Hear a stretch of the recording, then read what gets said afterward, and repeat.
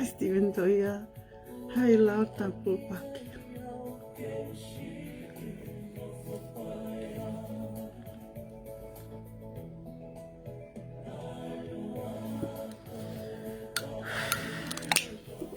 Altau toge video tua po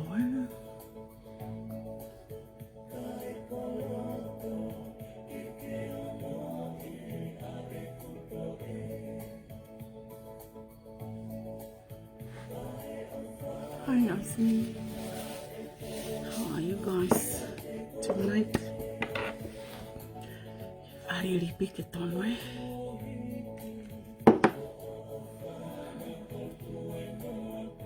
Oh Nia.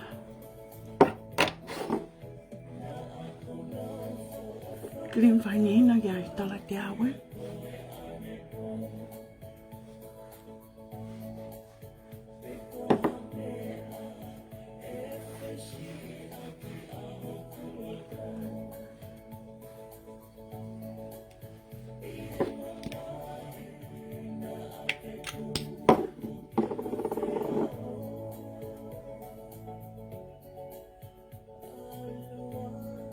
Ai fale a fa fetu a.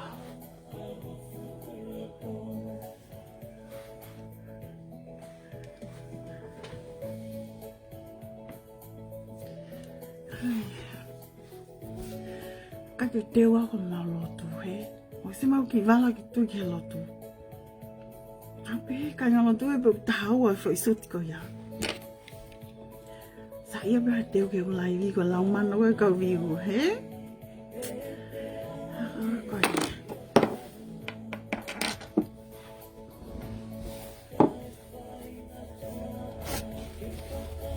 Hi Lelei.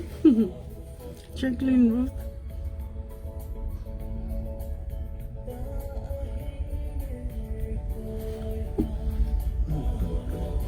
Kalau ni na ngalo. Fatau be foi galunta, ali masende ni mano. Alo be foi fica e Lulu raffles draw every Saturday. And then you have a chance to give me 2 lucky numbers. And if you win, you're going to get a free perfume. And guess what the best part is? How do I one for lucky number? You can give, I don't give you the number. You give me your lucky number.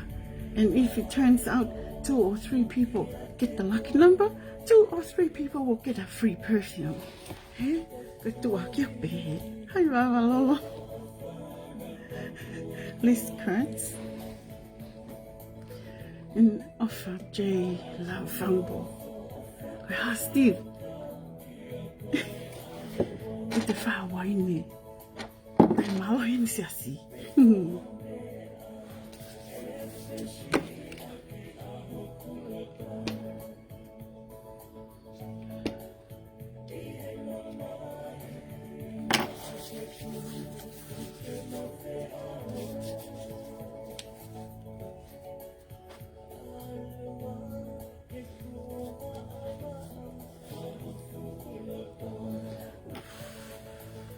Fuwa toge fanai ke lot lelei he.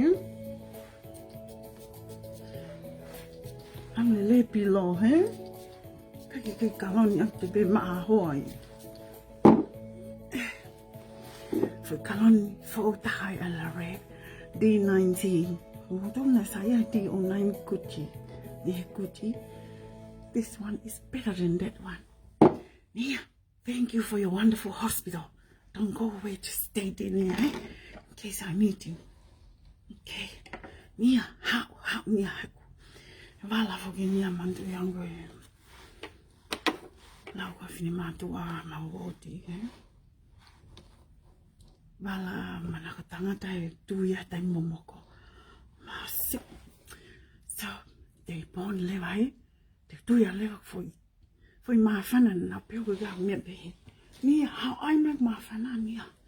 Nia. How Nia. Me go wai ke mai mafana mama fan mafana e. How Nia tu Nia go fakakata ge Nia.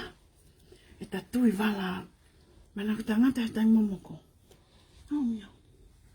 I see Eloi. Tu tui peki skafi. Pea pehe. Ke o ala mai fu me aha no tau he koloseti. Mai o tui e o mea nao lea mai ai ko kaki tui e mea ko tau noa iahe.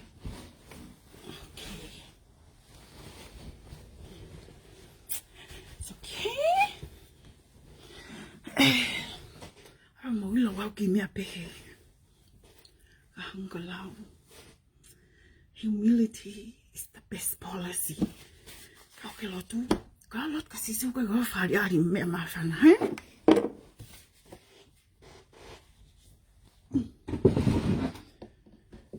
Okay. Sai. Hi, Sissy. Hello. Hi, lady. So good to see you guys. Long time no see, eh? Well, I'm okay, so we'll start. Tonight, I wasn't planning on recording this video, but from about a week ago, 3 ladies rang me and asked for help. The first lady, she said, my husband went with another girl. The second lady, she said, my husband took off, eh? Because the third lady is one of my customers, and I felt like I owe her. And so I said to myself, I'm going to record this live to help these ladies. Okay? But, you know, when I record it, so that it can drive home, so that these husbands, the 3 of them, can understand what I'm talking about, I am going to record this video in Tongan, eh? So I'm sorry, non-Tongan speakers. You can go to sleep now, okay? And if you want to know our language, start looking for Tongan girlfriend, eh? Or Tongan boyfriend to translate. Hi, Mary Bulu to allow, and so on. Tulia kiono. Seti tau kava.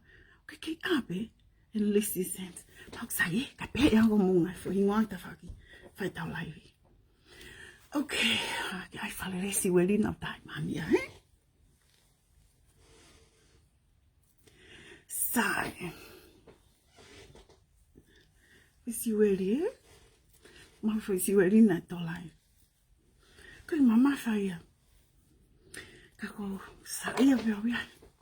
Hey, ai baby da te mea bia ki tanda au kai ha, eh? Sai. Today in New Zealand and Australia is Queen's birthday. Do I look like a queen? If I don't, then I'm sorry.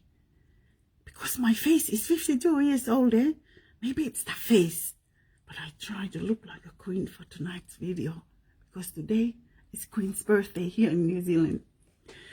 And I remember about 8 years ago. Yeah.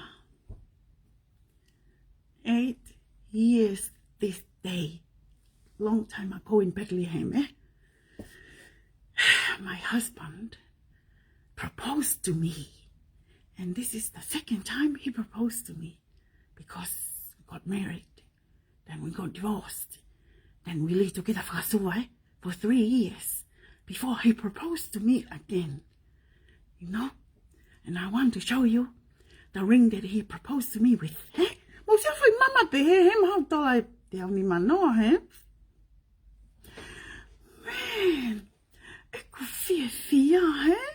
Eko foi rak mari from ni ye ma foi mama ya.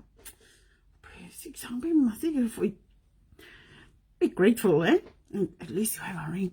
Oh, he proposed this, as you can tell. It's a beautiful ring, even though it's not genuine, but it is beautiful. And what makes it more beautiful? Because it was given to me by a man that I love. And so I put on the ring with pride. And I still keep it. You can keep all the jewelry after the divorce, eh? Not like the Balangi way. I have to return, and he returned. I gave him nothing, eh? But I still keep what he gave me. It's the Tongan way. And so he proposed to me and he said, my queen, will you marry me? And then, you know, no. I said yes, but it's those yes that I said that I regret up to this day. However, when I think of the good things I learned from all the, it's like Pandora box, all the troubles that came out of that saying yes, and I look at the person I am today, and I'm grateful that I said yes, okay? So, now, non-English, non-Tongan speakers, I'm going to switch to Tongan. So, hango lave, koe, Queen's birthday, and koe, whahade ki whai mama koe nai propose my Hawaii, time na mamaria wa no tatolu. Ai koe mari tu o waia. Ai na mamari, pia mavae, pa mano whakasua tatolu he. Ka le ko mai famili e sio he o whakata mo mage lotu. Ta mai whakamāsio, ta mai tangata ma kei nofo. Ma si ka koe whai tatolu kuna ma nofo whakasua ai. He vani a nofo mari. I don't understand why. Te kari mo meri no ka ki whake ia whai tatolu kuna no whakasua ai. Koe o se tatolu. Ila mata whai whako ai tu. Ka mata ha olo mai koe a whakamau. He, moe, ako tope koe hopo, ako tope, he, koe na text kai, koe na ke Facebook mo ia. Oh, sio ke mea, musia me pe, wa me pe homo api. I don't understand why. Tango ko, tinaf pe kita. Ka ki whake ia malonga. Ko taim mari pe, os whakaukai wane hos kita, he? Pe hangalau, ai hos ka luselo. Ak tapoi, o pe, mo pe, mo ilo mo whatap ko ia. Pe ko ia, ko sio ke mea wana hoko. Ihe manofa mari man ko ni aia manofa mai na lape ngai palema ka te au ko te nofa mari ko nofa mari te ule ambau ia au na wale pe ko te game of ni motu te lau pe au kau ka nofa mari mata ka pau then fa au hi every woman has a list tapue, okay, do and do not. Now, kokulisia aku pe. You can be stupid. You can do whatever you want. For labe ta unpardonable sin. Do not cheat, okay? Nia, come and make my necklace keki tie-dye hepu. Ma fuli. Pekoia, kia te au ia. Kone alo be ana whaihala. Hanko lau, apa whaihala, apena o mao. Ilo tai mungo e te usio tatona ka mo kumata ki ai. Koe menia e tau keisi. He? Masiti te nofa piki okay. Ma whahi, he? Ma te ofa ki ai. Ka koe ngā koe te beliefs. Koe ngā koe te ka puskai moa ke kai moa pe ia, he? Paka oswa moa kai pata. Ke good girl nia. Pia ke alki he, ta ut whalelea whanau me kia te au nia. Te ke ako pe mea whiti ako niki ona ke. Ala ko, ala ta ala ke, nia, au ko moe taimini ko fwoi tānau ake. Whai nia hep ana, whasiso me ke whiti o. Au nia. Keke. Tāma whiwhine o nia ahon, kore tokoni, ka pehe ke hongo whiwhine o hawe. O kape, o ko tānoa mea no ia. Tānoa kaloni, tānoa he businessi. He ko whenga o ke avoid, koe whuke ila po hau whaitari angi ai. He kono inga, I've been there. Pia ko ksewon ke he mena hau koe hoa. Ma te ulea pe whalea koe hoa, hau makei. O ko makei mari, he? Mo whaalai mo leanga, o te i mambete. O ko makei mari. Ka tau ke mea mausia ni pau ku lue holoi moe. Pino tua introduce halo kono Maria. Koe loi ia, ke mari mi whea koe Maria no video atu. Pa koe ai, papa whai mo mea pe, o te mai mo ke lotu, ave palaku ke wha lotu. Ai nā pe ko sias pe tau tau. Anyways, ko kunofa wano siat ke whine mātua. Mo nau whi mau ke whanga whare. Pau lere atua ke whale e aku ia he mea koe ko whai koe kāu. Mo ngai whoi siana, he? You go down that lane, ko aloi pe, he? Kai peke o te lawa whamare mole, Te io pida famili mo le au ga bongbongi he. Ta kamata fo e ke. O pe me ama sa ngai tu hange. Au te kuma futa ko kamata fo. Ta ko yan ko sio ke ta mai fini matua. Pa ko foi tal bo fe na tolu. To kuange he ko na go os alu. Pa ko na ateo na ke ma lelei pe he na sio lelei pe. Let it go. There's plenty of fish in the sea. Ke ko sio pe ko at fadale ko. Ko fi fanongo mai fini matua ko ni. Ai ko ilo. O na loto ke anga tari ko fa fe mari. Pe ko ai ko talangi. Te whai for me ako ni. I'll do you guys this favor. I will do this live and I will talk about trying not to be biased. Trying to speak. Au te tu hoksu, ka whenke tu hanasu, ke maino. Mean ko tangi. Ko te mo hoko hapapare ma pehe, ka pau ko hoki mo tolu au. Tuku ange mo tu ai ke alu, tangi. Mo alu ai pe mo, have fun. Pagi alu mo go have fun. It doesn't mean the au go kumo fesiana. Ke mo alu have fun, no.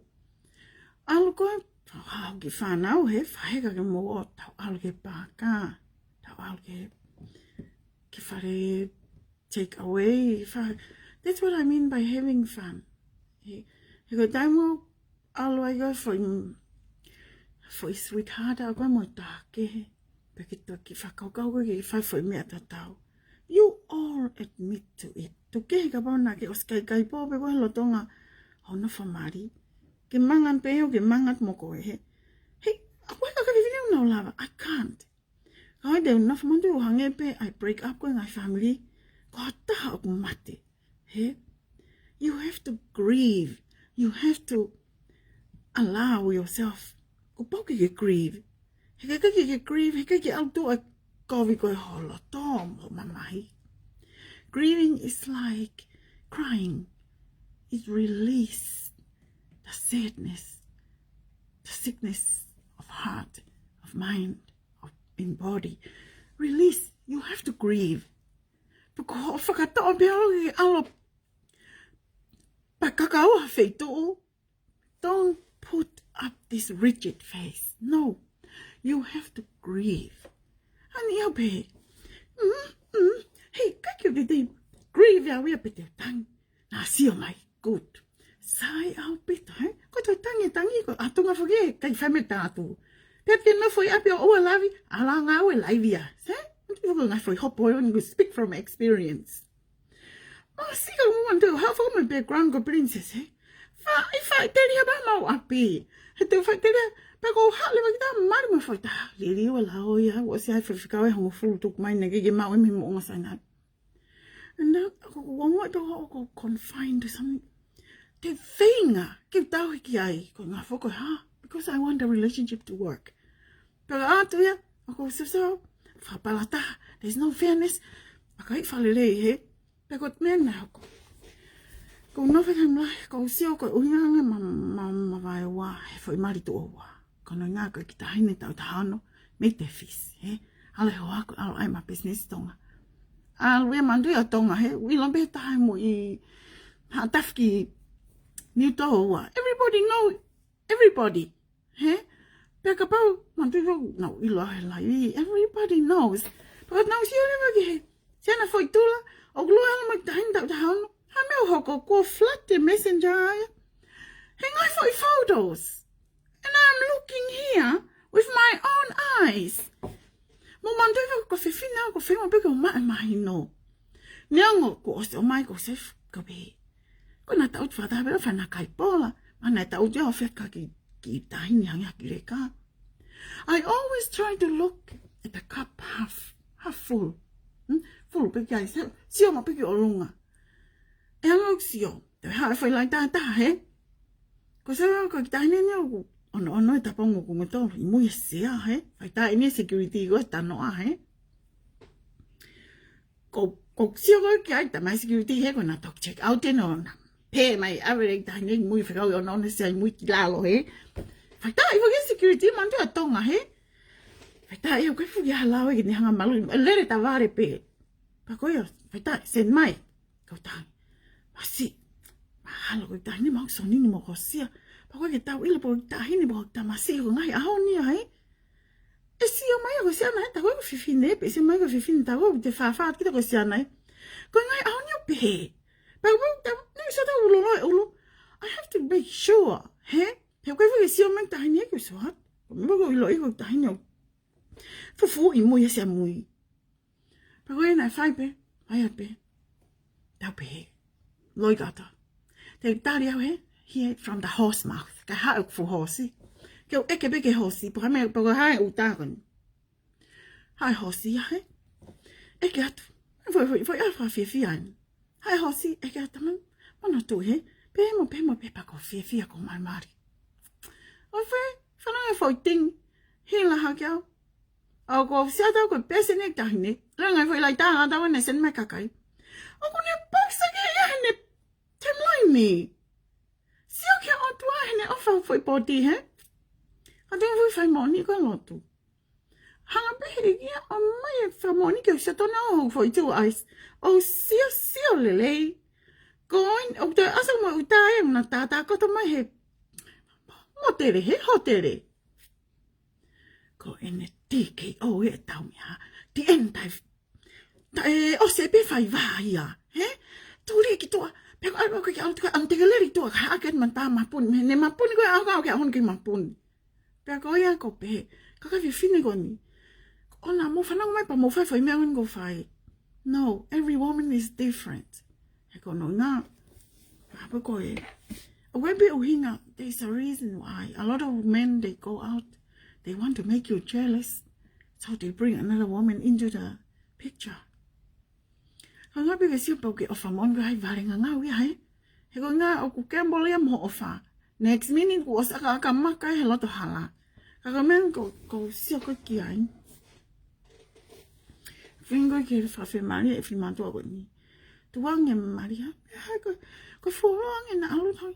Sai bây giờ này cái gì là nó follow bị hết mà có uhinga phim mà tụi phải mà anh à phải mẹ cái phim này cái phụ sĩ mà cái học nó tôi follow nó alo tôi mai cái theo cái mẹ anh hey ha cái bây giờ bạn nó alo no na tàu alo bên nào ai à cái gì là cái gìเขาต้องเสียไปก็เห็นไงแม่คนนี้มันหามาเอากินน้ำมันหาฟัวแล้วก็ยี่ไปเห็นไหนตัวเขาก็ไปเอากว่าเขาว่าถ้าว่ากินต้องมา believe me. They have been doing it all along. It's just that you just love him enough that you don't even look to the left and the right. Hey? See hangaton pero que kolosi. Cái ilo. Em có nói. Sai. Tuang cái cái al. Thang cái al. Have fun. Hey? Beka ting mai tatano tang. Enjoy. Just enjoy homo alu. Beka when go that. Asa for we get that. And then we'll see. Text mangi be won't get down but go fifi hon. Am I in the mood to talk or discuss something important? But about it text my go pia not today. Kage ka pressure how he go ala tuya ai. Ngai mia na ton you ikai ka ko iyo atwa. He. Ba go ko mai da fa nga mari. Hu ha lan to go hela ya de follow for account. Teu ikai atwa. Go no pet test the waters first. To go get out you also we get that. But about that. But check yourself, huh? Lea for mafu, okay, fefe, okay, mama, lea tala no moloto. Be honest about yourself. Pero Pauli okay, ngoi okay, lave ya. Yang fefe ha tala no to hol kafo. He go lea ngoi ha moloto. Mangutu. Ite ke ha faka kafo ya ke mo kafloa. But me I Pauli hoko from a woman who's hurting. A woman who's hurting will hurt others. A man who is hurting will hurt others. Kumea whether I'm like yoga town if I is this woman hurting? Is this man hurting? The finger gives you Pablo why me a go hurt. Take about nega book if I lot you can find me a be. So I always try to think like that.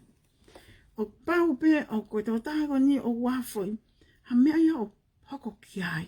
O ni whae anga ko ni. Whalungi awe ka sa so weka ke diagnose pa koe hae mea o pehe ai. ko ngā ki ta ofi, ngā ki ni lava, ne pe ko sa so ka fa mandu ka ha ka no go ka shrimp he. Ave ki ta ka na to hanga fight to ada mai mo de emotions. Ka ko mana tu sangi to ta frasinoia. Ko te ape u ha frang, he? O se ta mai panatalo ki ai, he? San panatalo ko itonga. So ke whaingo fua, oilo toke tā whata mai, toke tā loto, toke tā ia whaifia. Because he kute ala toke tā tuku ia tato loto, tuku ia tato ata mai, ai ngai whitoko perepere ngesi. Pea koe nao mea na tōk whai kono twist he, ka pau te nof pe negativi ten twist he ke positive. Pa pau te nof tairiri ten twist he ke te confident he, ke te toa he, ka ia mea hau, come along he, I can conquer. These doctors have that ability. Because sometimes they can take it too far. They can make you overconfident. Kone algo futo confidence. Kovia, he? Ngā koe pe wanko hata. No. Pepe he peko ko koe pe kolo pe he. Mo se o tahau toi pe Facebook a. Ha, oia to pe mai. Ko mea he. Tahe ko overconfident. Tahe ko whima oe ki tau ave moia ki tau tā, he? Ko ngā ki whinga ki tune down in the confidence. He o kula vai a, lea ta uwhi, he mo hawhani ngai mea kwhai mai kwa Facebook ka. Tau ilo pe. Ka ko ian ko whikau ki whima tau ni. Hey, look here, calm down ki ai. Ano kovi, ko ha, e alu he tamai a tēnā, ka timo ho ha, tuhangi alu. Tamai e ose fume a, he? Ko ni alu a wika hau, asmau kei ka kato beo no fuisi, no. Ko petai, let him go. Tau tuangi na alu. Peko me aia, hamek tuangi ai. Hamek tuangi ta aia tuangi. Tuangi peko pika dung ni, pe mai ka ha. Let him go. Ka pau koe ki mai, crack your head open pa ke leka ko 10 times. Let him go. Remember what I said before, nothing is permanent in this life. Nothing is permanent. Nothing is permanent. Koe kia, it's changing. Because mama ni, oko vilo, it rotates, it revolves, it moves all the time. Nothing in this world is constant. Everything moves. Even as we speak, every second I watch the clock, the hands on the clock, Oh, tick, he? Tick, tick, tick, tock, he? Oh, hinga ko mauio ngawe. Pero ako peso, tukuwangi ki ngawe mo yan, au na ngawe ha motel, he? Au ko ngawe mo whanau ha, pero ki ngi, au ki McDonald's o, whamau sino, porque ala mo ko whamau sino, na ko hinga pehe ai, ke fusino. Ko mau, whangita magiong na. Ki sino hiki, he? Ko me amanga, and to bring it to make it short. That counted as a blessing. To go on men our animals, eh? Can now all not fat and now hunting. Beaka mau haki. Mea he? Beha. Ano fisiti he? Osbeha. Oscar Bafana go he? Osbeha. Bea kai ko pa. To go on be elephant kai holo. Alwa you make no kai mea saka ko. O di no fuko kai ne kona. Ko ngade no fa de tolo pe kai po ni fe he? Kai po bong ito afare fe. No! Leave them alone. And believe me, kung mo to ay ko to lefi fiat. Na mo tao na daw mo ko to kon mai pa ko men go talatu. Let him go. Kung nga gi alo fa kau al mana ba me e aku ki fresh afetu. Pa al mo ko fa pe. Ko na ko ba ma pe. I have to admit it. Hey, you lawyer to go for terminate abu for how you strong how another planet. No, I'm a human being. I have feelings. But go ya go na ko me pe. Well no fai. Go teu go men go teu fai. Teu fa kau. Go ha me go sa ia tai. Okay. Go ha lan go sa tai. Go sa ia bi lan mori. Mo lan ni. Tu fasio ko se dina wa lan mori tui. So tu ge alu he alfu ya o to tamai ki leka ki tani ona. Ka ki to tamago ya ko. But many times notes. Allow yourself to be touched with love. Allow yourself open up. They lose faith in love. They don't want to love. They don't. But no, open up to receive love. he ko ringa pe he ko he ko ringa o kai ki to la via ya ko e pa ka pa ki la ko hai te ofa ya ko ko na ko mea pa mo loya he man tu e ka loya na anga lo he ka loya ka to ta ka engineer mechanic those people ko mo was iloi pe ko finga ka ye te ave to tong ta fala la pe he na me quote mai because they know he anyways ko ma algo me loya ko eva ko ma le Mandiu ko loyan. Malena ko hala. Kolose kuri. O ka piki holo lelei ya. O ku lele pe ya. Ko piani. O ku ke si o ke kuri. Te ke molo ke kuri. Fo ilena loya. Fila wa loya. He? Ko e kakai here. Ako ni filian. O ku ikai hata haya.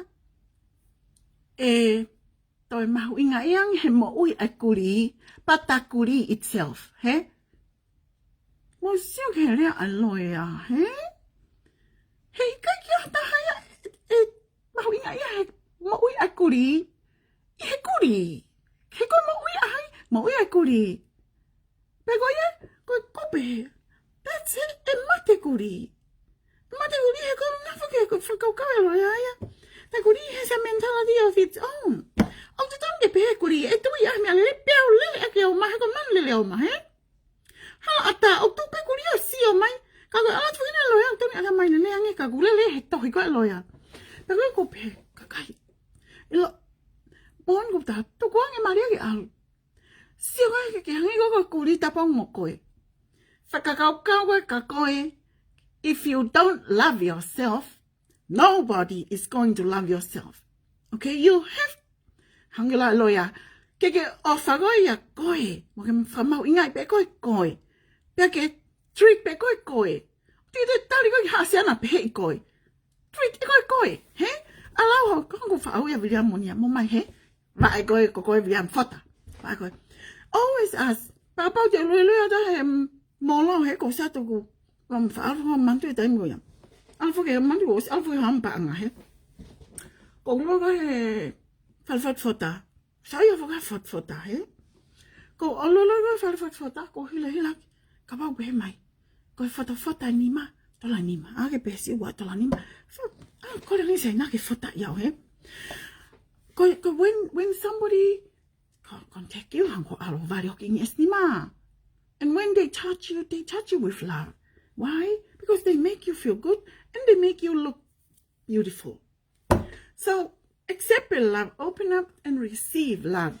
Al ki fang es nima ki pepe yung es nima mung is very very katay. So, that's when you allow the love to come to yourself. What's go ya? Okay, Lord, just be yourself. Okay, baby, Lord, you ask yourself, what do you want to do today, self?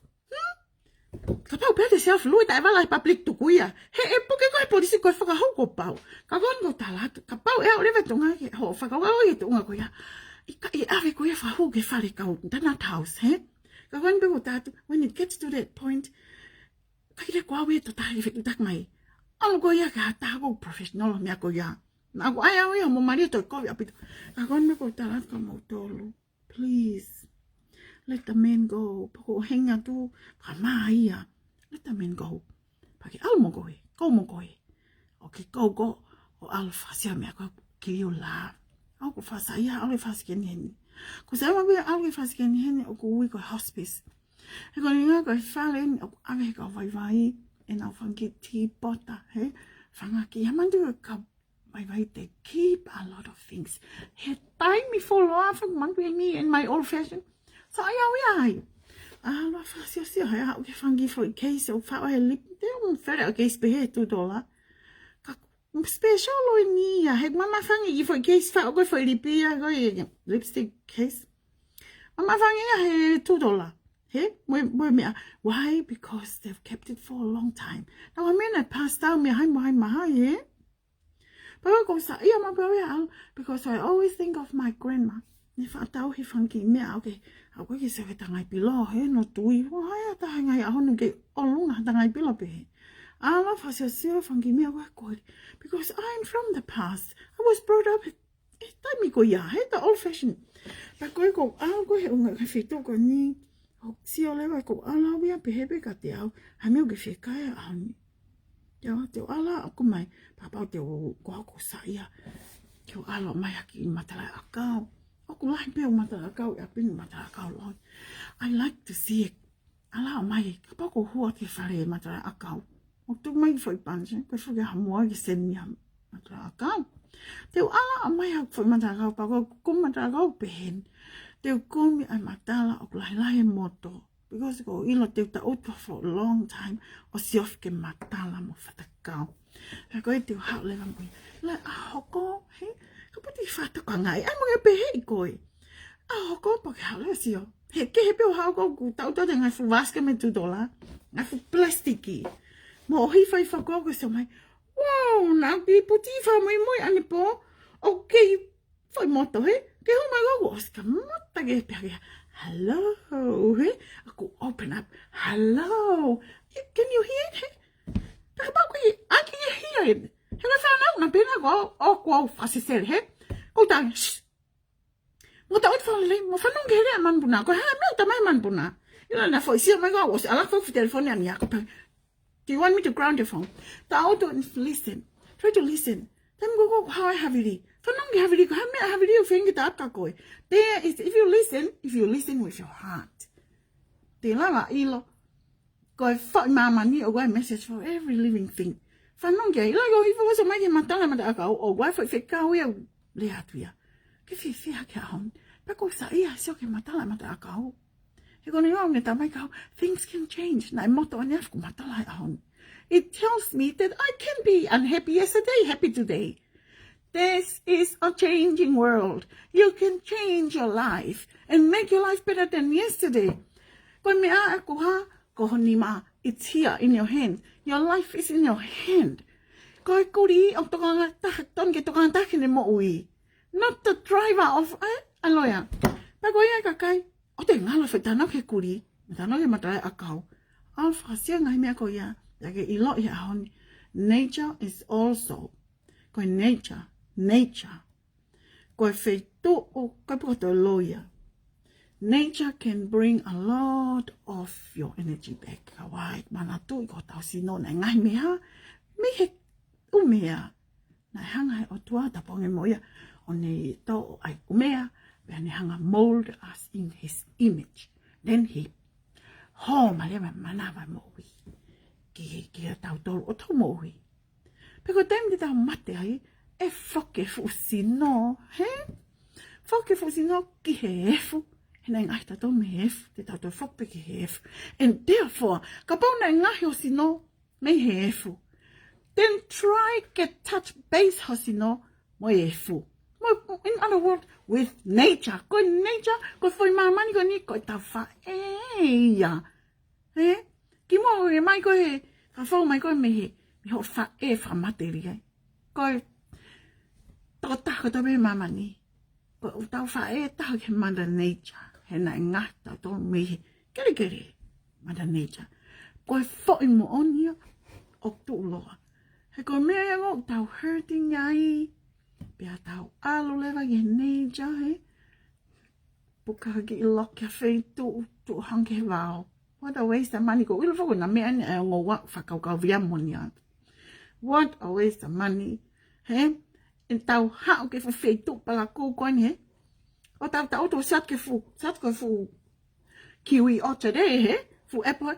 Ka e tuku nga whei tu wap. Ka ko ngano ko ha. Ko aku alo ke hanga in nature hiu lau. Ko alo siatu ke fu rows and rows of apples. Apple trees. Pe mo e kiwi he. Ki whai tu ko tui rich. Ka poli mo google it up. Tui rich all the way in Katikati he. E ko alo. I whai tu mama whahe. Ka ko alo. Ka pehe ngoreka. Te ai ke usio he whae he. Ka whuku toko te tukanga na nafna lau e hoke foki. He koe whuki na hurting now, but I'm hurting. Pa o mea whai. Te o wea he. O ta utu o si o ke hopala a. Fanongo hiwa manpuna. Oi mo ki he moke. Ha o ta kotoi. Fanongo ke he puhi mai. Ha really had to forgo he. O kuia a message of love. And only those who open their ears and their hearts will receive that message. Only those who open up will be healed by those messages. Take some time, touch base with nature. Touch base with nature. Okay, lue. Okay, one. Toisu. Lue ke touch base hosino with nature. Lue he musie. Okay, baga toisu. Lue he musie. Just so your body can touch base with nature. Hang live in nature. Oh, heal you. He. Ilai osko hofoi algo ya. Te fato ngai. It has to be taken care right now. Tomorrow, life will always be there, but you won't be there if you don't look after yourself first. I hope I'm not talking too fast. I hope that the ladies are listening to me. Please take it slowly. Take time, hey? Oh, what happened behind that guy? Them all go hurting, eh? Them all go hurting, eh? Kau kakai, hey? The fun nam, hey? Sika, kitos, hey? Oh, behave, guy, them all go hurting. Come on, monsieur, them all go guy, you hurting at them all, let him out. Hey, go never could guy out, you hit the fire, hey? Hey, what guy? Go like them all, like a kakai, hey? Fire, I'm never going to get the fire. Eat out, hey? Ilau he, he mo ngau se fu famili mi la ke tok fa ke te au ya po fai kai o ke kai ko ke fai abi, o kai ko te fai ka kai. He ko ngau tai fa fu ye te kai filele. Ka ko te kai abi ko kai gui fo. Ko ngau kai fu ya se punya ma hu ma hele. Ko ni ma touching base with nature. Alo ki kai pe he. Ki kai pe he, ki kai fa bala ko pe he. Just be yourself. Okay? Make yourself happy. Who cares? Ko kuri oktoton ke mahu'inga ia hene life, hene maui. Pia ka paule wa ke maui. Move from the road. Run ke moi, move mokoi. Move with the time. Make use of your time. Okay. Tia, oktoton ke cha mo to nga fu life ko no ala tu, he? Okay, fu ko free ko nga ko ha ko customer. Ai mo sia pa mo fatao. O nga me ko sia mo whakatau. He kono nga, foi time ngon ko live ai. Na me, tau tu ai telefoni e ma foi whakatau. Ko ia ko whamalo at ka motol. Ihe ngai whakatau ko tope. Ko e business iho na os mate au bito ngau he riri. Tamai he pure ko he kautaha. Tau ke customer. Kau mo whima o ke, ka whaka mo sendi. O tari e ka riki whinga e mea ki toi tu ha ke ronga he. Pea ko e whinga e ne mea. Tôi mỗi cầu bể, phải tất cả hoàn nó, ông màu đi tắc đeo thả phê hoàng nhau, nó mai có lo cái màu phải có, nó màu phải có cái hậu bớt phạt tao, quá một tí mi, hậu bớt phạt tao, bà cái alo mà bị, ăn một vài raffle ticket cái luôn có nổ to hay weekend, một to phạt tao lo lọn nhà, mà lo áo bịt đấy, có ông mà compete với mọi người, cái Oscar ai weekend họ nhà mình mà không có unbelievable, bởi vì là mà bịt apa angan ni ang mau he wiki. Tama enia, mam, oko vahanga fulu exilini. E koni nga ko tui, hanga e ki o taki me kaka ia mawhantau. Song ke tui, he mo se ke tui. Sai, ki hipa ke tau video he man tui whakoku. Me aga tau beo ko whai me pes ko ni, o whakatau mua pe ki ha. Ki mau whakatau, ila whai live ko ni, whakatau mua ki ha. Ke osi, peo tokon he, osi pia ko awe ngai whina pia ko nei mama he, o au ngau te whakataha whinga ki solvena paparima, pia oska pia al mama a whi whakatau, he, ko mea u lere pia mwhawa ha mapa ake whai tuaki, ka koi ai ko taimini. Te utala noa lewa ki he, te utala noa ki he whangaki tamaiki, ko ngo kunau. Futa aki, ko ki mautolo. We are family breakers. What is there to be proud of in breaking up families? Some of these young girls, they do it for the fun of it. They do it to make their wives feel jealous. Shame on you. But because you are young and restless, and you think that you can try anything in the world, don't be stupid, eh? Try, do something. Họ try cái này cái ai nói họ mẹ nó phải họ học một phải nó phải lelei họ try can break up cái family và ngang ngắm ông này phải cao cao thì cái học một phải tay money hả cái money phải anh tôi phải bảo cái dia có phải nào cái ngày phải codes cái phụ liệu bên là fanongo Mariam hả cái điều cái nó ngắm hả cái bubble thì sắp hàng nhảy ní anh nói cái cô mẹ cô ít thấy cô sát cô hao cô hồng này arrange for living room đó hết cái phụ sam cô đang cô cái ilo tôi tâm cái ilo mẹ cô pet tôi mẹ hey cái đấy cái hao tôi bây giờ phụ sam because it can pop your bubble it is true cô mẹ phải scientific there's a lot of girls more than now ngama hi cái mẹ mama because he I mean I mau fa kata film mantai tonga kakaniu he ka ku ilo be film mantai wa ngai activity ok fa fangita mai ki la be ke moria now fa fe fine pa go ya ko siat ha sayang he ite ngau ta to ka be moria I hete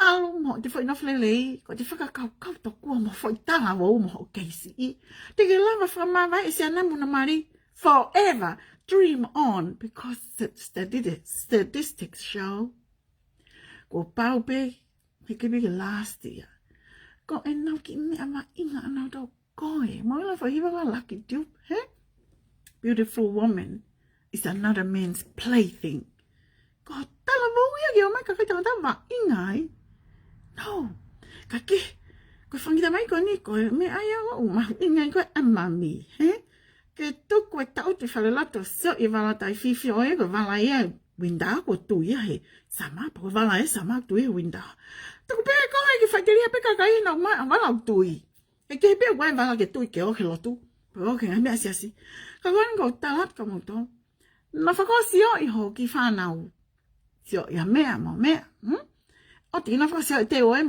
pe ku ha me ku ha o pe ke lotu fu mo ko mo ni ki skafi o e pe ko te aku cái phải dụ lại nhau hả ao béo gì là con nghe con phải tao ngay không ao quay là lo cô get along with the people bà cô ấy con mẹ cô thấy sao phải tổ kỳ là bà cô bị hết như thế này cô cái dụ là bà mẹ phải ngã ta cái tổ lại can I feel happy about somebody's achievement cái phật mấy ta nói là tao alo heva cái phăng gì ta mấy phải phi như con mà mau happy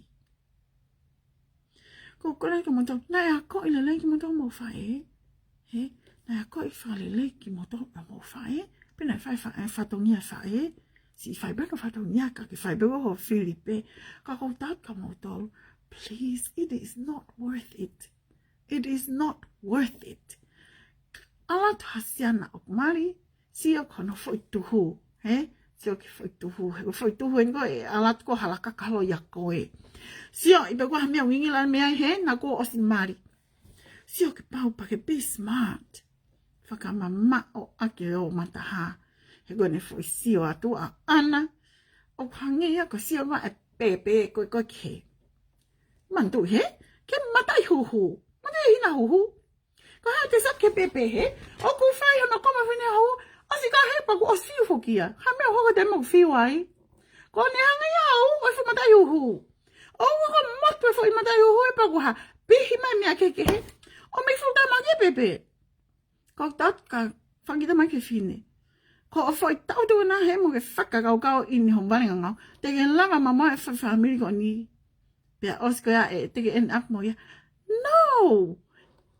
dream on he ke hoko ya ko ko foi mata I hu ni hina hu ko pepe o ku lo tanga como pe ano u he o motu pa ko ne motu ko e fok ya ke mali ma fanau ta ke lu hala bi ma fu me tau o fefe na ko tat fanau o tokanga he mo ke I ki pa ko ya o mo fakau ko me ai ko fe ma ngai fa si e lau ka ta utu ako na ke ta ko tano ko au o ko osen mantu ko video da pe au oska whakaosak fwy whananga he.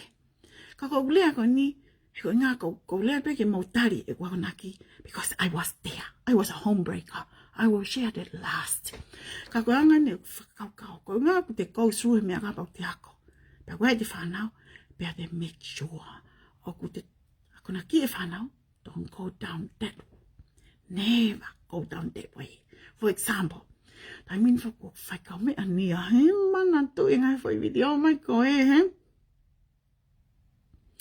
Ko te accept lewa tai mini. Ko ngā papeke share o whanau mo kita. Ia taim de nau mari. Kai fo ke te, ko te fua ai o te anga pe ko o whapete ki whanau ia kita ko kita pe. Ka koe ni o te tō shatu ki ai ai ko teksi atu ke ki tamasi koe, ma ki tamasi koe he. Pa ko kamata masi koe weni au hangi au koe hoa tai muna ma palpale mai he. Who are you texting he? Do you find yourself ask that question heaps of times, he? Ko hau ke text ki ai? Whanau ki ngai fwoi tōng koe o whehu i, he? Ko hau ke text ki ai? Ko hau ke Facebook ki ai, he? He koe mea, au ko u whai koe ka nia. Au koe u whai pe ka nia. Ko au ko whainga pe ke make sure au ke lue nia he hala ta tau ma lue ai. Ka ko, a te mi lahi mai, he? Ka koe te rea mania, koe te mo koe ke rea ai koe haui a telefonika te au, ke u find out for myself. Pero mea o whainga bea nia ke ne tāri e whehu i, he kune ilo koe kai ke ne tāri. Ko e taimia koe te wala ke telefoni, pai toi lahiangi ngai me hoko. Tam ko se ke telefoni ko tanga. Nia, seo ki he, na e text mai ki tahine koe, bea ne ngaue ake whailea koe Efa, K, and a G. What does that mean? Tamai nia, it means freaking. Ko pēi, ona toi ala whailea pe he text. Mai na nia, peko, te koe nia, ko o alo peo Efa, K, and a G, the next word you're gonna spell it in full. Pa kon ko tat, whakamama o me ai, he? Whai atu pe text. Aku tamai nia, waki tamasi ko whi almo ke polo. Te ke lava alo kore ke ni whai, o peangi, ai mai e fo hingoa.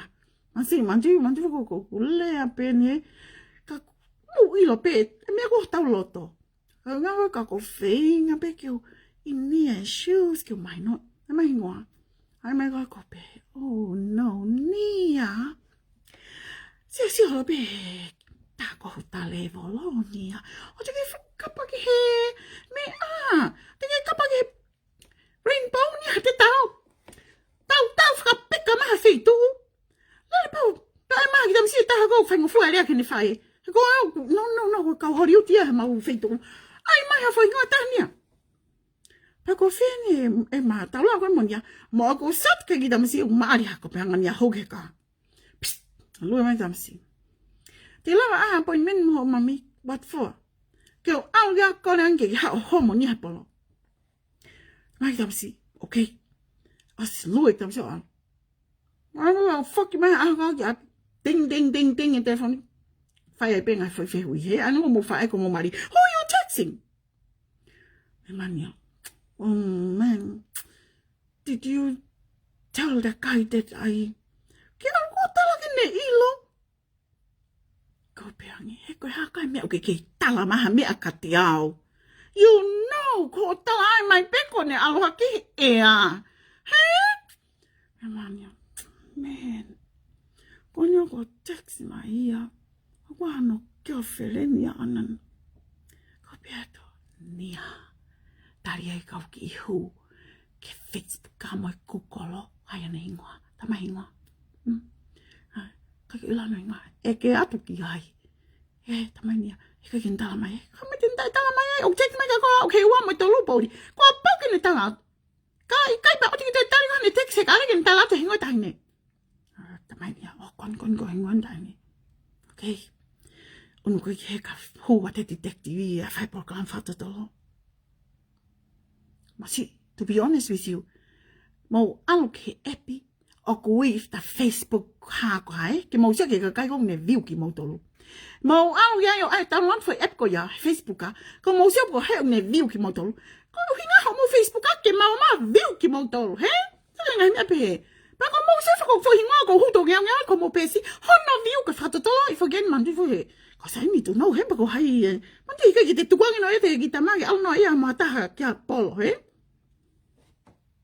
It took me one whole night. Are you still, I can't believe you, Mom. Are you still on that page? Yes, I am. Pako, he fupo, kakato, Oh, hano faala e pes ai ki tahine. Mo pes ai ki tamasi I mo nau api. So, sa mo se mai ke ulavi ke mo ilo. Mahino, o pehe ko me a pau ke te whekumi. Ke te ilo. O te tafokpo. Asio ma foi mea he ta e ilo. Pau mea fai. Ko whi maa pe koe ke ai mea. Ka mina no pe tu tapuka he. Tu ta Facebooka. Whaka sio. Ko tae, sai. Kamata whamau anga, I have evidence. Laka mai nia. Viami. Ho goi ki he viami, he. Alo whaho kei mi. Ai headphone ho te ringa. Kono ngā koi whemagi, whanongo mai ke mea kono whai. Ala viami. Tau pehe. Ka maukao ka hula. He whimadua kona koe he. Wot koe minguri, he. Maukao ka hula. Helo mbapau pehe pa mo whanau matuk sai pehe. Ke te au yo koe ki sa ia. Ko mape ka hula, he. He ko sat whakamandu wa viama wine ilo hamea. Ko viama o game bea wa no ia pe. Pa ko ilo viama o hinga o hawa whangita mai tangata e whiholoi halotu. Ai ke ilo viama ane whi hao maheni ma whangita mai ka pona kiki sai whangita mai ho tofi whine. That's just how it is in our Tongan culture. Kau te whingot ki ofi pa koe ki ofi. Tipi ko he tongane he. Tipi ko he tofi whine. That's how it goes in that Tongan culture. O guia koe tepu. Ai mo ke ilo viama he. All of a sudden, wallahi, ho whangi whiren tangata. Pake ilo le ka whangita mai ki oksa ia nia. Ko mea ko mau e whiholo koe ate sa kolek mo mea ko ya. Man, da mai viam. Man, this is so cool. Okay. Alo ya lo nga pute fu headphone ni te ringa. Ka mate whamau nga ka o update ani ai for research ko na fai. Ko tanga nia. Mei he aho ni o whai atu. O wana ake toi tari ha text. O na ake toi tano ki tamsiu. Oh, when I get a telephone, tamai nia, what happened? Ko e kita masiago ni, ko ospolo ia, ke kita hine. Come on, Mom, ia, ko whatatalo ia. And you know what, Nia? You need to respect that. These people, the boy and the girl, they knew it other for years. And who are you ke hao ke maui? No, tani ni ke lea mai tahine ka koe. Kono inga, tokanga fuki ke ni foi mea. Ko tai fi hano mama ke leo ohi, he? Ka ke toki hao ko nia mo tala vau, o ke va inga ya naua. Nia, go away. Don't go down that lane. So ko na ken fa e, don't ke mo fai ko mo fung tamai ki. He ka pau te lava mo fung tamai ki. O ta ofi? I said it so. Then I'll love her when they grow up. O ta ofi, I said it, Mari. I'm not lying. I'm speaking from experience. Ta ofi ke daimi. Pako umena tanga nia. I need you. Ona ke toi taria telefoni. O ona ke toi rea kiai. Ona ke toi Koin mama text mai. Fe kau ke au ke taha una polo I. Au ke au eke kiai. Nia. Ko hai me au fe mau ke ilo mai fai coat. Bet tange ke au ke taha ni wana na polo I mai. Au eke kiai. Hani mau eke mai koe. Ko ne tiu ta koe. Tawa mo oni ni pa ke fuck mama me. Kai pa ke mai koe kau tari e au. O sile ke he. Mira ilo nia fe monetari ya te kai ka na hau ya ka te au ka kovia. But I told Nia. So fanongo wagonaki in. How long have you known him? Maybe 1 year. Does it hurt? Do you feel jealous? Yes. Well, Nia, imagine. He knew that girl for a long time. Years. And you know,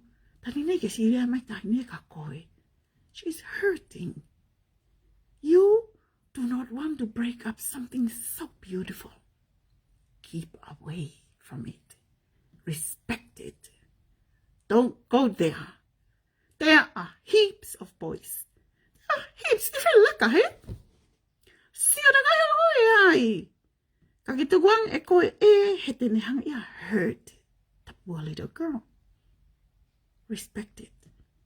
And I think the girl is nang na kajikilava. Makukuta ni fua. Kulea mai kakoy. Go find someone else. Go ya penia. He ko ta ue fiha. he, pako beka ko nia. Ko man tu I fok he. Na hoka o ia me pen. Te mate he sa iata. Ka ki te lava lea. Mate pe mo kukuta pe mo te whaka amonge lea mai he. Whaka amonge I hapuno mai he. Aku pehe. He kono ngā. Aku look. Ko mele o hake ake au. Ngāri vare ia. Ke te keha tangata he. Ngāri vare ia. Ke kore. Kau mea ka tangata he. So ko ngai mea. Kau ke sa ia tangata. Longo pe. He? Kau ke mate fia hula hula ma tangata. Tau whalongo pe. Mani what a custom, he? Mani wasu maho meu masori ai. Ko ngā whakatap koe ni. Ha masori au poto ia he. Counselling I he. Ko tui tam niwhina mo koe mai au counselling mo ton. Tai koe anko. Ko waka ni a tai. Mea ni hoko ni a. Sa. Kau text wa hongo furu mai au. He? Paki text o fia ka. Tamani a maybe 10 times too. No. Ai tari tu. Mfto valo he ahon. Bong bong. Tari foi rea ono a pong pong. Hoko he. Foi rea wha. O alpo noa. He ni a. He ka tau whao furi ko ilo ko koe o tau ka furu mai a. Pako mean ko tātu nia tu this eh. Pau ha. Ko tau peko ko kai ta nia. Ka tau alala ka nia me sa te whai ulo nia. Mai ki ni ma nia tu nges ni ma. I want touching base with my daughter. To give her love. Os e nea nia he. Alo mohe mo nia. Os si ka ko. Ke pa uri he. O ko pehe pa ko. Ko mohe mo mari he. He ko nia ko. Teke lere mai. Tau e nia fuka ma eo. Ni he. Ko ngā fuko mo ko he. Pa ko pehe nea ko hame ko ngā langi au na mohe loko nia. Ko awa nia ko hiria te fuwai fo kete o nia. Pa ko tua nia. Tau fuka ma eo. Ni he. Ka ko ngā fuko. I want to give my daughter love. To heal her. Mangi ui hame o hoko ko poa uila. Tai mo mate. Ika ui alo whakasi hao waia. Mo kore ta taha ki hao mai ni fu mea ke. Jump start hako mea ke mo ui. O pehe pe tai mo ko broken ata. O fi mau ki wha mo ui ake ofa. Ka ke. Koi mea ni ko. Ai he kulau to make it short. Tai mi o ku hoko mea ko ni ngai matua kamata mea. Please. Ako uila peo koi pe ngai matua whai po naf. Lelei taha. O hangi ko au. Ai whai bek whai. No whatongia, 100%, and yet I still made a mistake. Ta koe ang kosio. Awen ge wha osko I tau video. Oi whananga, ka mandoi wa koe whananga ko tāna o koe ke moni. Koe whoi whananga ko ni ko tāna nai hoko tonu, he? Psych, I was a homebreaker so many years ago, around 1998.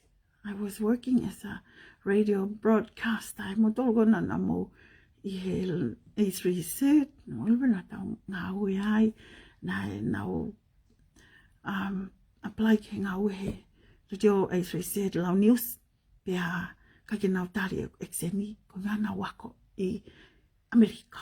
Tamai nau tolu, and I quote, o whi mau e taha lau news I, kere ako I he British system. Ke lea I he accent are British people. Because the British people speak English properly. He ko nau lau. Ta ko iwa mena hoko. E ka yo ma ngau e ko lau news I he le dio A3C. Ka nau hanga na to o mai o ha lau news mo wha mawhala lea I he FM he. Nyango ya, I'm grateful. Now however, I ngau e o lele mai. Anyways.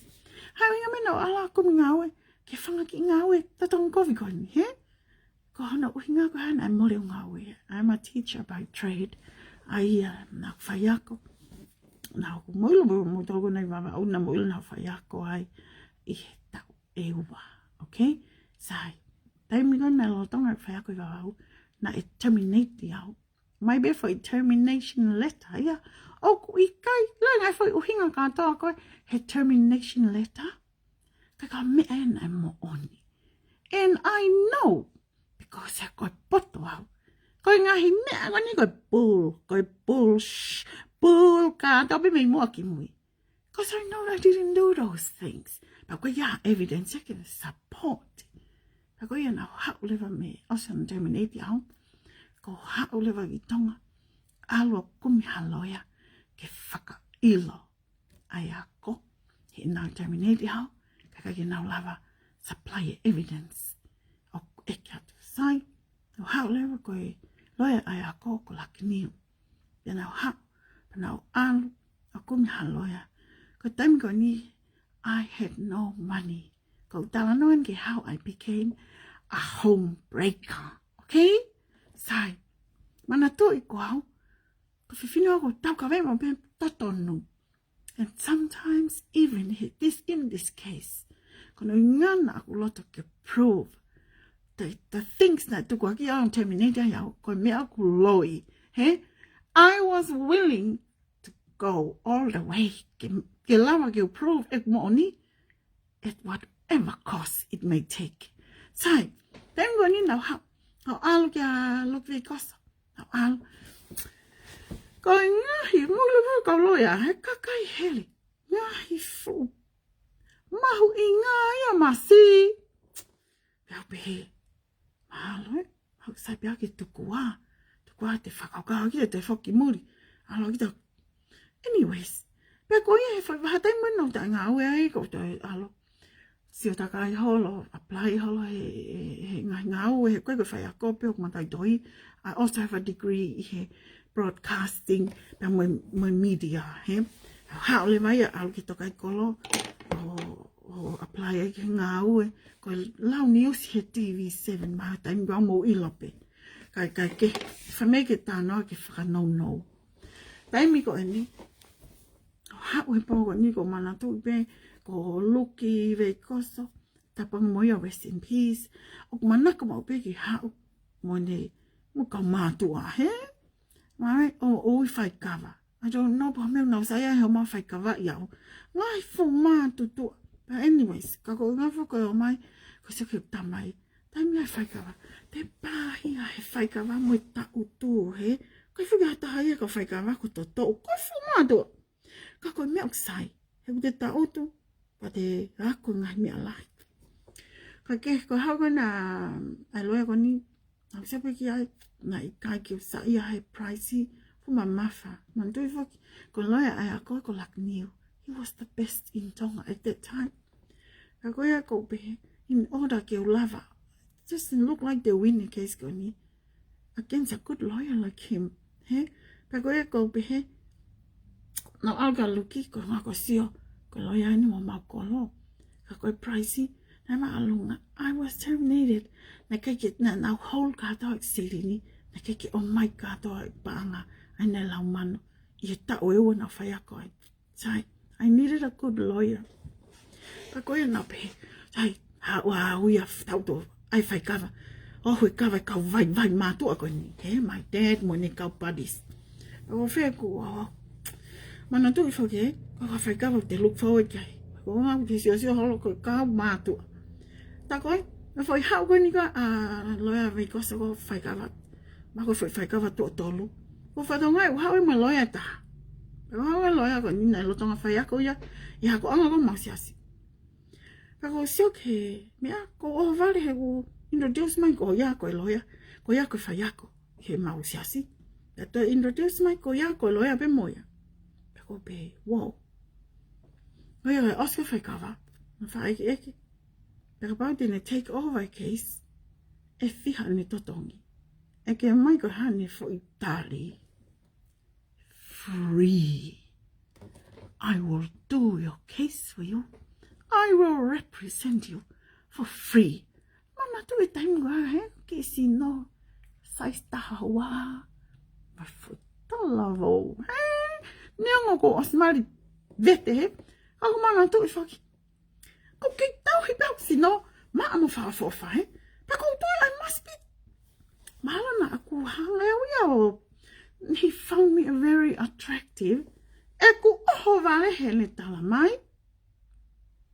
I will represent you for free. Kapau oku free, why not? Pako mea na ako, I got tam dehi tai.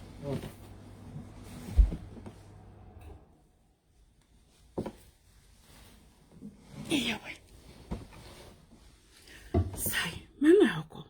Tamai wong matua. Ae. Kake ai pe mo ke tokanga. Ai e o kuri. Kake ai pe, because there are no free rights in life. Ako pe, sai. Yana pe mea. siêu bé có cái mía cô siêu bé hàng bé cái cái pha tuổi hết cô siêu cô xị mà bà xị cả mà gọi hạo gọi anh phải mẹ hết mà và về hết ai ta gọi thì cái mà mẹ à hao lúc có mẹ phải cả vậy bà cô phía thì hạo phải cả con nói cái tao con còn tao nhá thế quá nó siêu mấy phải tiêu con nhỉ cái tao nhá thế này mẫu của con mẹ because tao mang nào đi học cái tao là nó cái phải cả mà nên mà tụ anyways ai ở đây mẹ and do you know that he was also a teacher phải học coi sai phải học coi cái học có sia si bà con mẹ mình này học có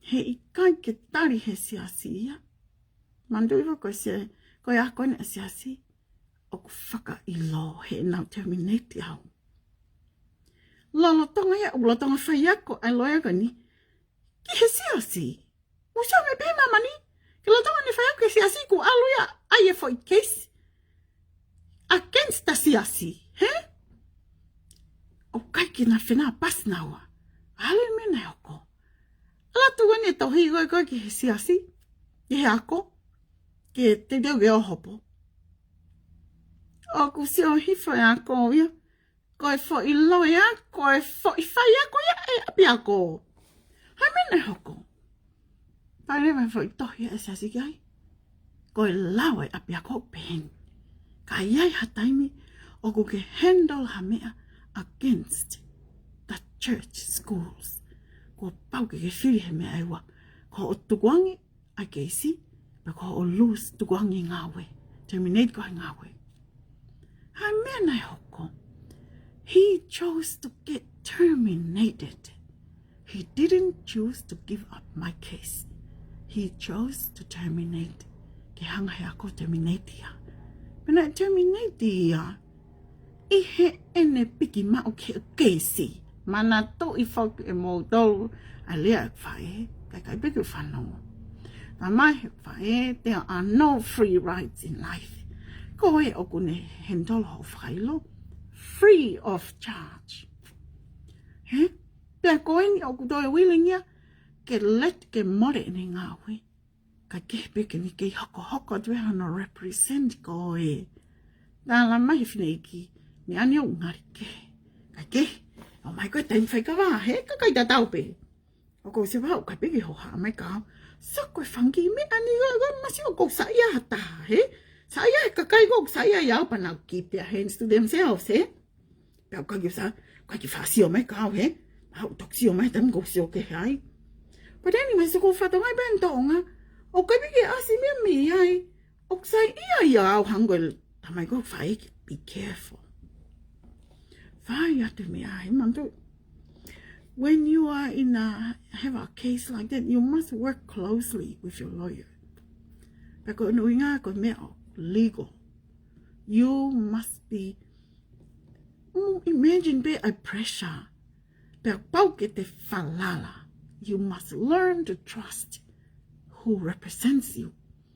When the only the lawyer, oh, I've been the another tongue. How did the auto be mo te pe to haki for you or against you? He kulo tong a lere ni with the ilo go lere ni a lere fight. Anyways, then I hoko. I let Otagoni represent. To make the long story short, we won the case. We won. He kono nga na tohi mai ako. Ke ofa mai o ta ofi ai whaka ilo. For condition e ua. Uruaki de na reinstate yao ke fok yang o whaiako. Uruaki ya. Koe ua de na tong fok. Na tong mai ka te ae ua manu. Na nau hold. He? Sai. Tama helo ya ka tau. Nau koe o lai. Koe osia at the case. You got your money. You get your job. I hope you're happy. He didn't even want to take any flipping ulita from me. Pero mena hoko, now fok leva ke hako, and I continue teaching. He, for tau bewa en hako ya, fire. Ko terminate o why? Hai mea nai hoko. Tai whak mai loia. This time, that's when it happened. Hallelujah. O ni hanga hendo for case. Ala te buhe for tohi. Kai ki toi o mai, kai toi ua for tohi ya. Ya rewa nai hoko. Reinstated au. Mea whaali tahane mamani. Na e tūri au he whai ako e whanau ako. Kai toi reinstated au e ko ata whai ako, i e kau whai ako. Mo sia me behe mamani. That was so embarrassing. Ke tūri kita, ko behe o kai ki te, oku.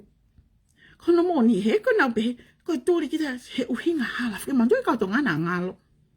Kai ai beha tala, oku, kai ke, oku, bad influence ke whanau. Bad influence fefe. Bad influence fefe.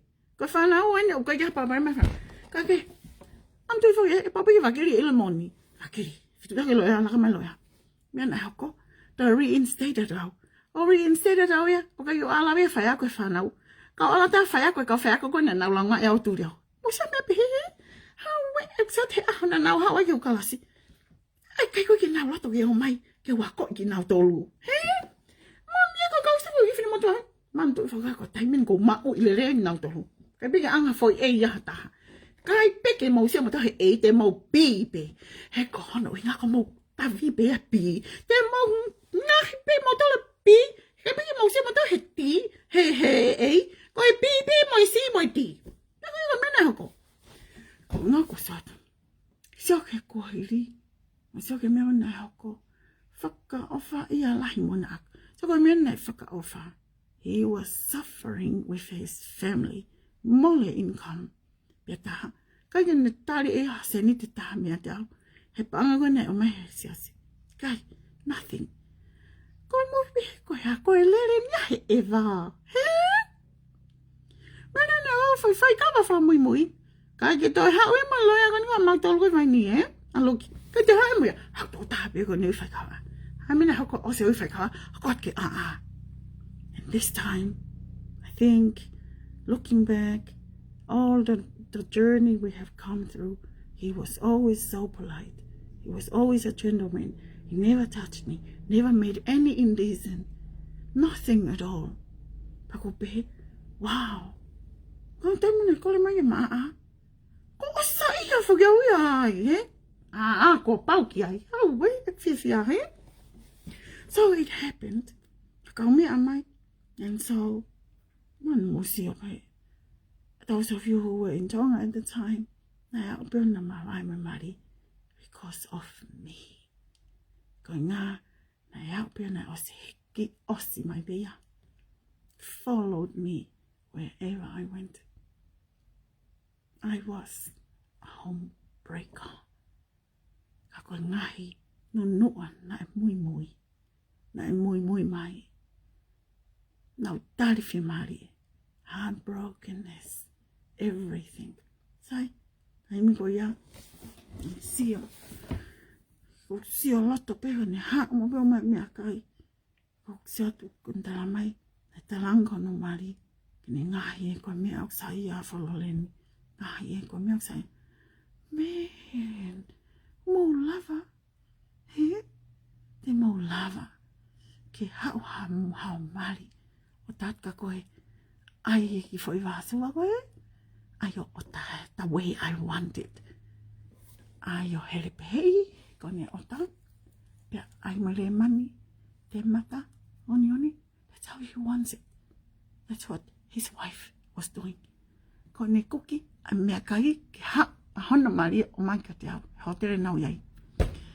Ko ia whakiniu ne totongi hotere. O nofa he. Sio.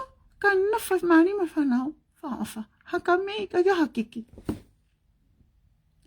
Koe hau breaka ia. Ka au ia. He. Kai kehe. Alwa te mea au ke tunga. Ko sia. Taimu hau e mari o mai mea kai. O kulea whaapapa mai peka te au. Mo sia mea behe ke hau e mari o sevi au. O ku hau. Pea ko whaka o whaia. He ku kone mai ka te au. Tuku ange mai mua ku mari. Ke whoki mai.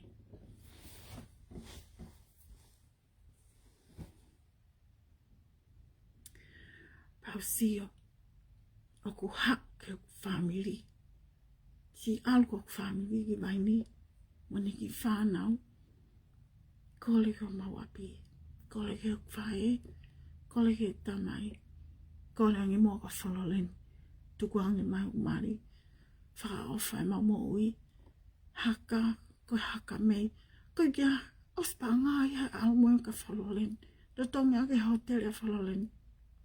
Me ako tope ko whololen, ko mea ika ke ake o ta whololen, me ako tope ko whololen ni. O sio ke whiwhine ene toa. I take my hat off for her. Ko mena hoko. Lea mai whai, ko ape me anau lea ki ai. Ko me ako nau ke whai, kai ke tukuangi, e si e nifi e ka nawhai. Ko au, ko whiwhine au, ko taim o ko make up my mind ke o mamau ia fui lao. I already know a mea mui mui. And I say to myself up front, okay, let it come. Because I'm willing to suffer the consequence. No matter what your choice is. Kapau ko whiri ke pehe, o toi hanu, he taimo ko aloi marimoe. You must be willing to suffer. Pake atone ko ho o kovinai whai. So I was heartbroken. Heartbroken life. Whaka uria mana aku. Pau sio ai peke. Destroy e mo ue tō tokoni. Destroy whak peke mari, but it was never the same. Never. Never. O aloi po au. Tak tahama ana ia ki mui. O osfolo pe tuangi au. Tak tahama ana pe ki mui. Kano ngā kaha, I live with that guilt. But then I thought to myself, I will learn from this. That's mahu'inga beer looking to the past. It's what you learn from there. If you don't learn anything from it, what's the use of digging it up? What's the use of looking back to it? Pakoya ko pe. Whanau, please listen to your mum. My mum taught me very well. My mum did. And I let her down. However, sometimes we are taught, well, we just want to find it out for ourselves. Whatever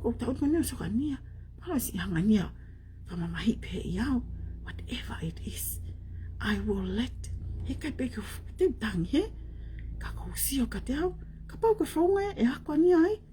have to accept it. It happened to me, and I learned big time when I finally hit rock bottom. Gotta find it out for yourself sometimes. Ko ia ko o se ki te haponi ko tu be mauloloa ka wai mea mo aku mi ai pe ko ia ko o whalai at ka moto.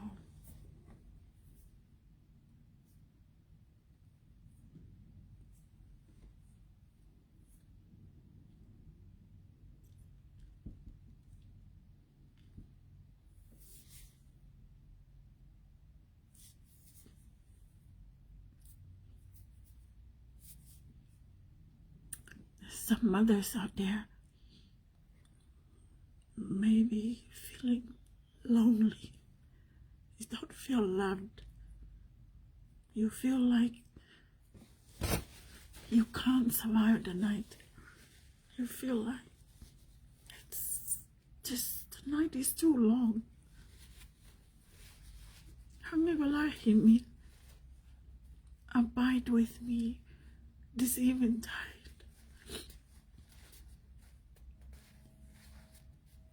Hafe mai kopo uri. Oh Savior, stay this night with me. You can pray and He will stop by. He will abide with you. He will help you.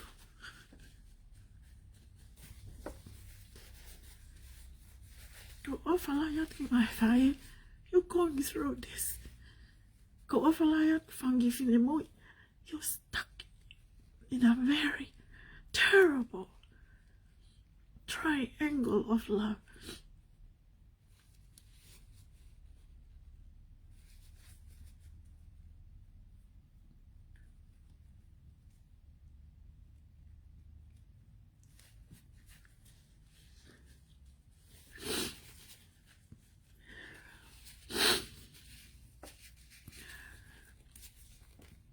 Nothing is permanent in this life. Tomorrow you will rise again. And you will do better. You will smile again. You can do it. Okay? Just pray and the Lord will abide with you. No matter how dark the night is, new day will come. A new start, a new beginning.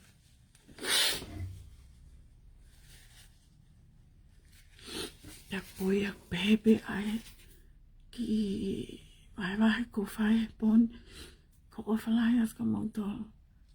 And may God bless you.